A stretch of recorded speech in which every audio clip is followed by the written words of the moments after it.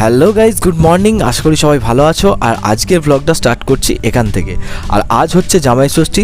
আর দেখতেই পাচ্ছ সকাল সকাল বোন চলেও এসছে আমাদের বাড়িতে। আর মা দরজা থেকে বোনকে আনতে গেল।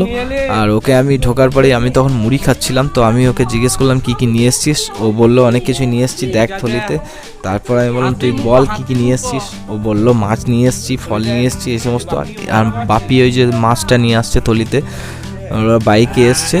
তো তারপর দরজা থেকে বাপি নিয়ে আসলো। আর ওই হচ্ছে আমাদের জামাই পিছনে রুকছে, যে দেখতে পাচ্ছ বাইকটা রাস্তাতেই রাখা আছে। আর বোন নিয়ে এসছে কি দেখো, কলা, খেজুর, আম, লিচু। এই যে দেখতে পাচ্ছ মা সব বের করছে।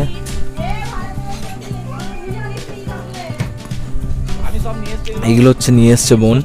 আর ওর সঙ্গে আরও কিছু কিছু নিয়ে এসছে, সবগুলোই দেখাবো তোমাদেরকে।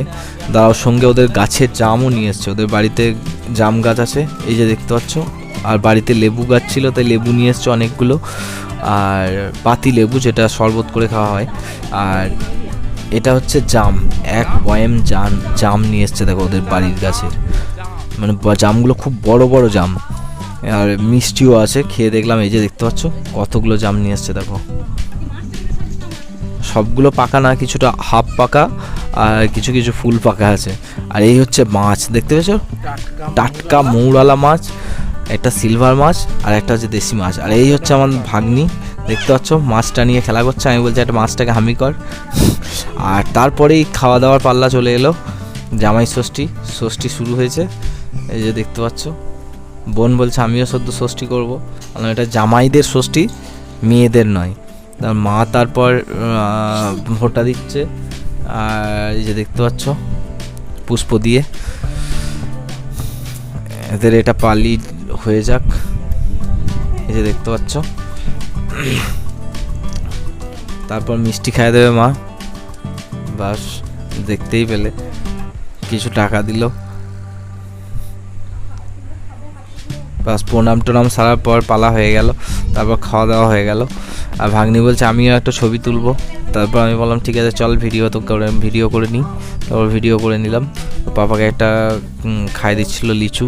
আর এই হচ্ছে দুপুরের মেনু, দেখতেই পাচ্ছ। শাক, পটল ভাজা, ডাল, মাছ। আর মাংসটা রাতে হবে বলে হয়নি। এই যে দেখতে পাচ্ছ প্রচণ্ড গরম ছিল, তাই রাত্রে করা হয়েছে। এই যে দেখো পুরো মাটন, 1.5 কিলো মাটন আছে। আর আজকে রাত্রে এই 1.5 কিলো মাটন রান্না করবে। আর বোন সেটা রান্না করবে, এই যে দেখতে পাচ্ছ রান্না চেপে গেছে। এই দেখো রান্না হচ্ছে। আর রাত্রে বেশি কিছু না, শুধু মাটন, পোস্ত আর ভাত হবে। কারণ মাটন পেলে আর কিছু লাগে না সঙ্গে, তাই মাটনটা বোনকে বললাম ভালো করে ঝাল ঝাল করে রান্না করবি। এই যে দেখতেই পাচ্ছ রান্না চলছে। আর মা ওখানে সিলেতে মশলাটা বাটছে। আর পাশে আমার দিদা বসে আছে, দেখতেই পাচ্ছ। আর ঘুঁটের জালে রান্না, গ্রাম বাংলায় এখনও ঘুঁটের জালে রান্না হয়, সবাই গ্যাস ব্যবহার করে না। আর ঘুঁটের জালে রান্না মানে সত্যি কথা বলতে খাওয়ার একটা আলাদা টেস্ট হয়, কেউ মানো বা না মানো, বাট আমার তো ভালোই লাগে। আর এই যে দেখতে পাচ্ছ আমার মা বাটনা বাটছে সিলে।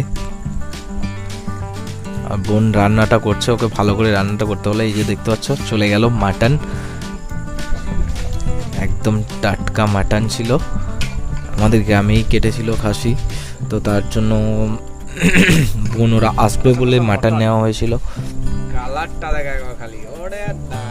সঙ্গে আমাদের ভাগ্নিটা আছে, ও মাটন খেতে খুব ভালোবাসে আমার মতো।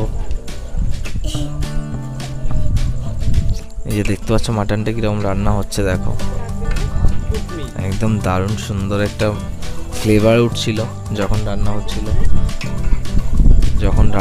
এই যে আলু চলে গেল। আর রান্নাটা যা হয়েছিল না, মানে দুর্দান্ত রান্না হয়েছিল। এই যে দেখতে পাচ্ছ আমাদের উনুনে এখনো রান্না হয়,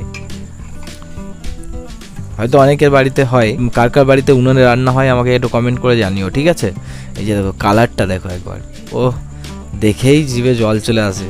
আর মাটন তো আমার ফেভারিট, কার কার মাটন ফেভারিট আমাকে একটু কমেন্ট করে জানিও, ঠিক আছে। এই যে দেখো মাটন ফুটছে উনুনে। আর কালারটা দেখো, একবার কালারটা দেখো, ও দেখেই মনে হয় যেন খিদে চলে এলো। এটা হচ্ছে আমার দাদু, দাদুর সঙ্গে একটু মস্করা করছিলাম। এটা আমার দিদা, তো দিদাকে বললাম মাটন খাবে, বললাম হ্যাঁ খাবো। আর ভাগ্নি জল খাচ্ছে, দেখতেই পাচ্ছ মাটনটা ফুটছে দেখো কীরকম, দেখেই মনে হচ্ছে একটু খাই না। কার কার মাটন খেতে ভালো লাগে আমাকে জানিও। তো চলো আজকের ভিডিও এখানেই শেষ করছি, দেখা হচ্ছে অন্য কোনো একটা ভ্লগে।